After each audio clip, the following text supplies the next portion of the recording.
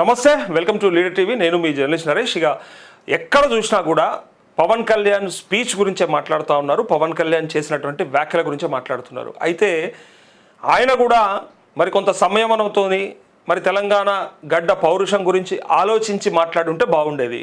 కానీ ఎంతసేపు నేను అది అని గొప్ప చెప్పుకోవడానికి ప్రయత్నం చేసి పైగా ఎవనయ్యా జాగీరని అడుగుతూ ఖచ్చితంగా జనసేన ఇక్కడ పోటీ చేస్తుందని చెప్తున్నాడు.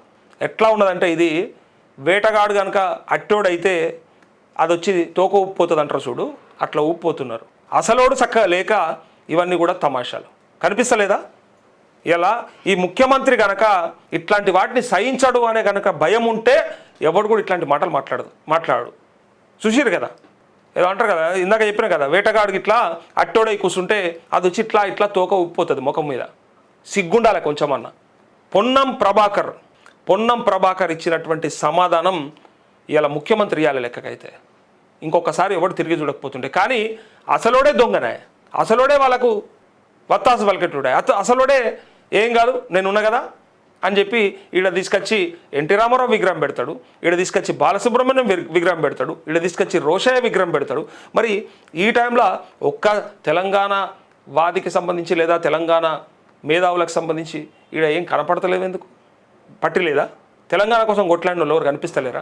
ఇక్కడ ఆంధ్ర ప్రాంత నాయకుల విగ్రహాలు పెట్టినప్పుడు అర్థం చేసుకోవాలి, ఇక్కడ మళ్ళా ఒక రకమైనటువంటి పరిస్థితిని ప్రయత్నాన్ని ఖచ్చితంగా ఈ ప్రాంతాన్ని మళ్ళా ఇబ్బంది పెట్టడానికి ఈడ పాగా వేయడానికి ప్రయత్నం చేస్తున్నారు. దీన్ని బట్టి అర్థం చేసుకోవాలి.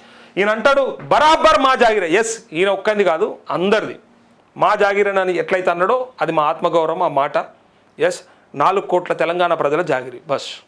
ఇక ఇంతకంటే ఇంకేమన్నా సమాధానం కావాలన్నా నీ అయ్య జాగిరి కాదు, ఇడికలు సప్పుడేక తట్టబుట్ట సర్దుకొని పీకొచ్చు అని ఇలా తెలంగాణ వాళ్ళు అనేదాకా తెచ్చుకోవద్దు. ఇగో పవన్ ఓ పెయిడ్ ఆర్టిస్టు, ఆయన ఇక్కడికి వచ్చి చేసిందేంటి? నా దగ్గర డబ్బులుంటే నేను కూడా పవన్తో క్యారెక్టర్ చేస్తా, సినిమా నటుడిగా ఆయన ఎక్కడ తిరిగినా మాకేమి ఇబ్బంది లేదు, కానీ పేమెంట్ తీసుకొని రాజకీయాలు మాట్లాడితేనే ఊరుకోము. గద్దర్కు కారు కొనిచ్చిన అన్నందుకు ముందు క్షమాపణ చెప్పాలి. పవన్తో బీజేపీ ఈ మాటలు మాట్లాడిస్తున్నదని ఫైర్ అంటూ గద్దర్కు కారు నువ్వేందా కొనిచ్చేది? అది గొప్ప చెప్తున్నావు. గద్దర్కు నేను కారు కొనిచ్చినా తెలంగాణ ఏం పట్టించుకోలేదు, తెలంగాణ ప్రజలు పట్టించుకోలే, అసలు తెలంగాణ గద్దర్ను ప్రేమించలేదని గొప్ప చెప్తున్నావు కదా. గద్దర్కు నేను కారు కొనిచ్చిన అంటే ఇప్పుడు గద్దర్ లేడు కాబట్టి ఇక సాక్ష్యం చెప్పేటోడు లేడనా? ఇంకా ఇంకేదైనా ఇచ్చినా అంటే అయిపోతుండే. గద్దర్కు హాస్పిటల్కు డబ్బులు లేకపోతే కూడా నేనే ట్రీట్మెంట్ చేయించిన, లేకపోతే ఆ బండ్లో డీజిల్ కూడా నేనే పోపించిన, ఆయన వేసుకున్నటువంటి బట్టలు కూడా నేనే కొనిచ్చిన అంటే అయిపోతుండే అని ఇలా కింద కామెంట్ చేస్తూ ఉన్నారు. ఎవరన్నా ఇక చేసింది చెప్పుకుంటారా? అంటే నీ ఎంత కుసంస్కారం అంటే మీ గద్దరికి నేను కారు కొనిస్తే కూడా తిరగలేనటువంటి పరిస్థితులలో ఉన్నాడు, నేను భిక్షం వేస్తేనే మీరు తిరిగినరు అని చెప్పినట్టుగా ఎంత దారుణంగా మాట్లాడుతున్నారు చూడండి. తెలంగాణ పట్టించుకోలే, తెలంగాణ ప్రభుత్వం పట్టించుకోలే, నేనే పట్టించుకున్నా అని చెప్పి మరి అందరిని పట్టించుకోకపోతే మరి ఒక్క గద్దర్ అన్న యాదికి వచ్చిండా? ఇలా గద్దర్ లేడు కాబట్టి, సాక్ష్యం లేదు కాబట్టి ఏమన్నా చెప్పొచ్చు, లేనోని మీద ఎత్తేస్తే అయిపోతుంది. ఉన్నోనికి ఏం చేసినావు చెప్పరాదు? ఇలా ఉన్నోళ్ళకి అమరవీరుల కుటుంబాలకు నువ్వేమిచ్చినావు చెప్పు? తెలంగాణ అంటే అంత ప్రేమ అంటున్నావు, ఈడ పోటీ చేస్తా అంటున్నావు, ఈడ కూడా మా పార్టీ ఉంటుంది అంటున్నావు. మీ పార్టీ ఇక్కడ ఉన్నటువంటి అమరవీరులకు ఏమి సహాయం చేసింది చెప్పండి. ఆ కుటుంబాలకి, అమరవీరుల కుటుంబాలకి మీరు చేసిన సహాయం ఏంటి? ఉద్యమకారులకు మీరు ఇచ్చిన ప్రియారిటీ ఏంటి చెప్పాలి కదా, అది లేదు. ఇలా ఇగో మిస్టర్ పవన్ కళ్యాణ్ బరాబర్ తెలంగాణ మా అయ్య జాగిరే, ఇది నీ అయ్య జాగిరి కాదు, 4 కోట్ల మంది తెలంగాణ ప్రజలు జాగిరు అని మంత్రి పొన్నం ప్రభాకర్ వ్యాఖ్యానించారు. పవన్ ఓ పెయిడ్ ఆర్టిస్ట్ అని ఆయన ఇక్కడికి వచ్చి చేసింది ఏంటి అని మండిపడ్డారు. తెలంగాణ మీ అయ్య జాగిరా అంటూ పవన్ కళ్యాణ్ చేసిన వ్యాఖ్యలపై మంత్రి పొన్నం ప్రభాకర్ తీవ్రంగా స్పందించారు. మంగళవారం గాంధీ భవన్లో మీడియాతో మాట్లాడుతూ పవన్ నువ్వు పెయిడ్ ఆర్టిస్టు, నవనిర్మాణ సభ పేరుతో ఇక్కడ వచ్చి ఏం చేస్తావు? ఏపీలోనే ఏం చేయలేకపోతున్నావు, నా దగ్గర డబ్బులుంటే నేను కూడా పవన్తో క్యారెక్టర్ చేస్తా, సినిమా నటుడిగా ఆయన ఎక్కడ తిరిగినా మాకేం అభ్యంతరం లేదు, కానీ గద్దర్కు కారు కొనిచ్చారని చెప్పినందుకు ముందు ఆయన క్షమాపణ చెప్పాలని డిమాండ్ చేశారంటూ గద్దర్ను ఎంత అవమానించినట్టు అంటే అది ఆయన కారు కూడా కొనుక్కోలేని పరిస్థితులలో ఉంటే నేను ఇచ్చిన ఇంకా నయం భిక్షం అనలేదు, ఇంకా నయం బిచ్చమేష గద్దర్కి అని చెప్పలేదు, ఇంకా కొనిచ్చినా అంటేనే ఇంత తిక్కలేస్తుంది.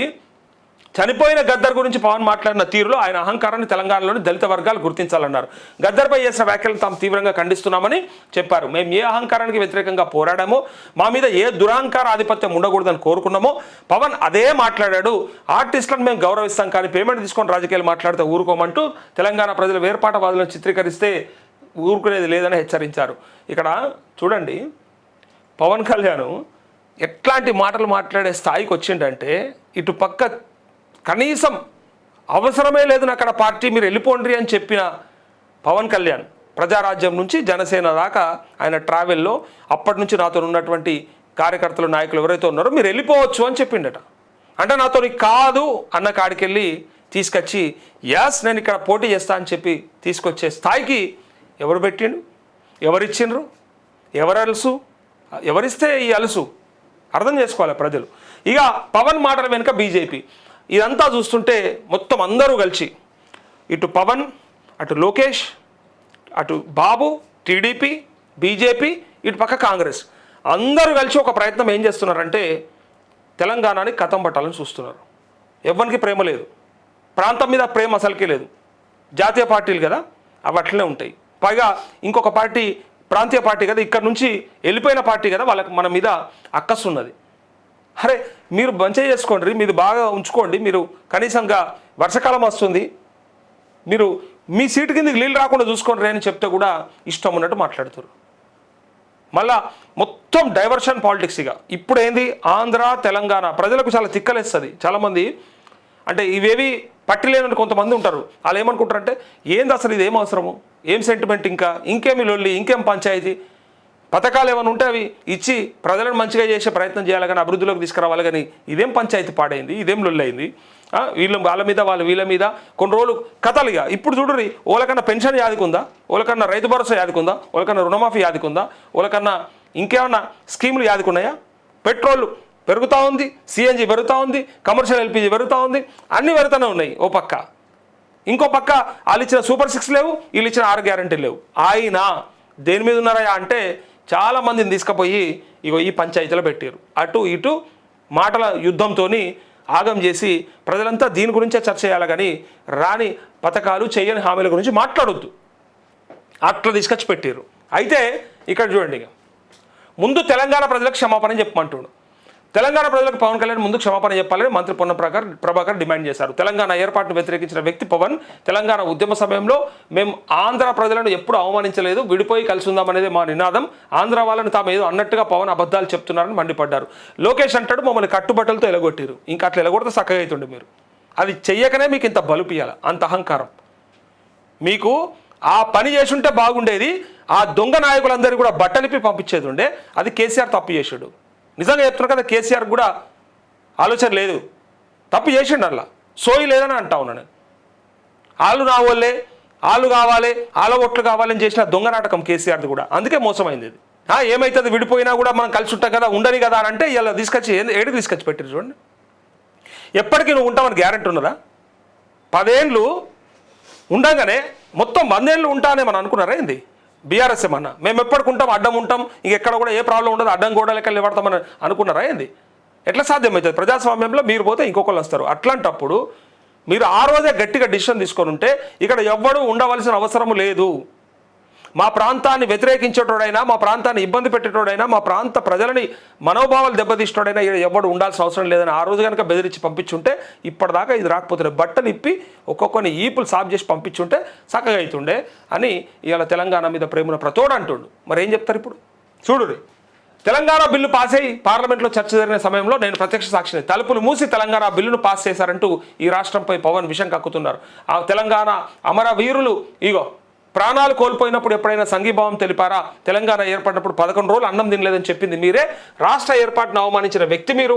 అలాంటి మీరు తెలంగాణ గురించి మాట్లాడితే ఎలా అని ప్రశ్నించారు. హైదరాబాద్లో అన్ని భాషలు మాట్లాడే ప్రజలు నివసిస్తున్నారని, ఇది ఫెడరల్ విధానం అని చెప్పారు. నీ పార్టీని గుజరాత్లో పెట్టుకోపోవనని పొన్నం ప్రభాకర్ చురకలండిచ్చారు అంటూ ఇగో కరెక్ట్ చెప్పిండు, బ్రహ్మాండంగా చెప్పిండు. పొన్నం ప్రభాకర్కు నిజంగా తెలంగాణ ప్రజల పక్షాన కృతజ్ఞతలు చెప్తూ, ధన్యవాదాలు చెప్తూ ఇంకో మాట కూడా చెప్తా ఉన్నాం. నిజంగా ఇట్లా మాట్లాడేటోళ్ళకి సపోర్ట్ కూడా చేయాలి ఎవరైనా కూడా.